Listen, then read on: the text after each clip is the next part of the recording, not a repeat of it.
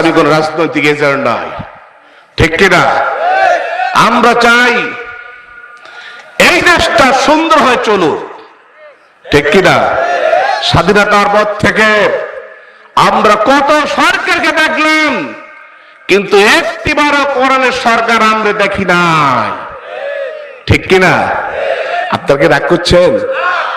আমাদের দেখার উচিত ছিল যে দেশের মুসলমানরা ফজরের নামাজ পড়ে ঘুম ভাঙার মাধ্যমে আযান শুনে তাদের ঘুম ভাঙে, যে দেশের মুসলমানরা ঈশার নামাজ পড়ে ঘুমাইতে যায়, যে দেশের 95% মুসলমান, সে দেশের অবশ্যই মুসলমানদের জন্য দরকার ছিল একটিবার কোরআনের সমাজ দেখা, ঠিক না? শান্তির মাইজন মারা গেছে, কোথাও শান্তি নাই। শান্তি যদি পেতে হয় কোরআনের সংস্পর্শে আপনাকে আমাকে আসা লাগবে। যতদিন পর্যন্ত কোরআনের সংস্পর্শে আসবেন পৃথিবীর কোথাও শান্তি পাওয়া যাবে না। শান্তির মাইজন মারা গেছে, ঠিক কিনা? আসুন প্রিয় ভাই, আমরা কি চাই সকলে কোরআনের সমাজ? সকলে চাই। আমি আওয়ামী লীগের বিপক্ষে নাই, আমি বিএনপির বিপক্ষে নাই, আমি জামাত ইসলামের বিপক্ষে নাই, আমি চরমনার বিপক্ষে নাই, আমি জাসদের বিপক্ষে নাই, আমি বাসদের বিপক্ষে নাই। যারাই আল্লাহর জমিনে কোরআন বাস্তবায়ন করতে চাই আমরা তাদের পক্ষে, ঠিক না? আসুন, কোরআন থেকে কথা হবে, কষ্ট হবে। কোরআনের থেকে শ্রেষ্ঠ কথা পৃথিবীতে আছে? কোন কিতাব আছে? আল্লাহ বলে যে লিকাল কিতাবুলা রাইবা ফীহি, এমন কিতাব আমি আল্লাহ নাযিল করেছি লা রাইবা ফীহি, যেই কিতাবের ভিতরে আই শাক্কা ফীহি, যেই কিতাবের ভিতরে কোনো সন্দেহ নাই, কোনো সংশয় নাই। আল্লাহ রাব্বুল আলামিন এমন কিতাব আল্লাহ পাক আপনাকে আমাকে দিয়েছেন যে কিতাবের ভিতরে কোনো সন্দেহ পর্যন্ত পৃথিবীর কোনো মানুষ খুঁজে পায় নাই। আজকে যদি সারা রাত এই কোরআনের তাফসীর করা যায় তা কি শেষ হয়ে যাবে?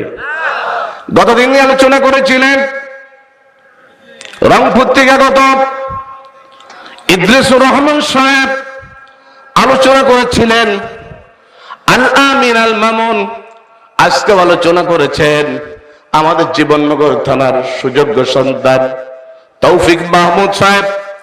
আগামীকাল কোরআনে কারিমের মাহফিল হবে।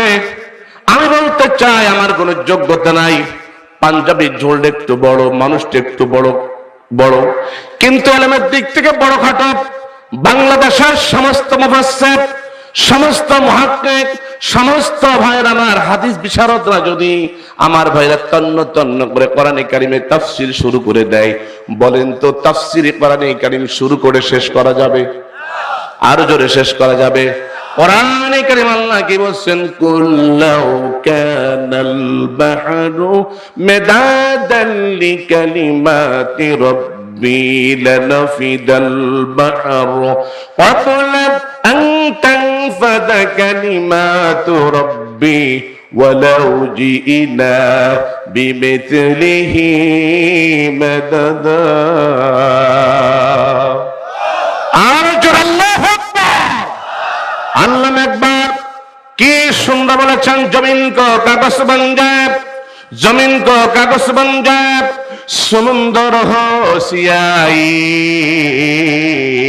फिर कागज पर लिख नहीं सकता हो जो खुदा की नामती।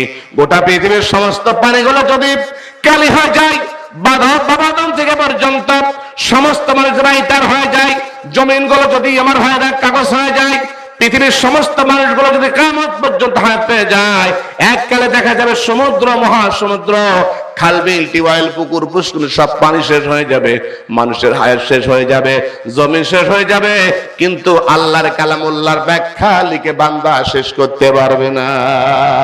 আল্লাহ বলছে বলেও চিনা, আবার লেখো, লিখতে লিখতে সমুদ্র পানি শেষ, কাগজ শেষ, কালি শেষ, মানুষের হায়াত শেষ, কিন্তু মহামন্ত্র আল কোরআনুল কারীমের বিশ্লেষণ লিখে বান্দা কিয়ামত পর্যন্ত শেষ করতে পারবে না, পারবে না।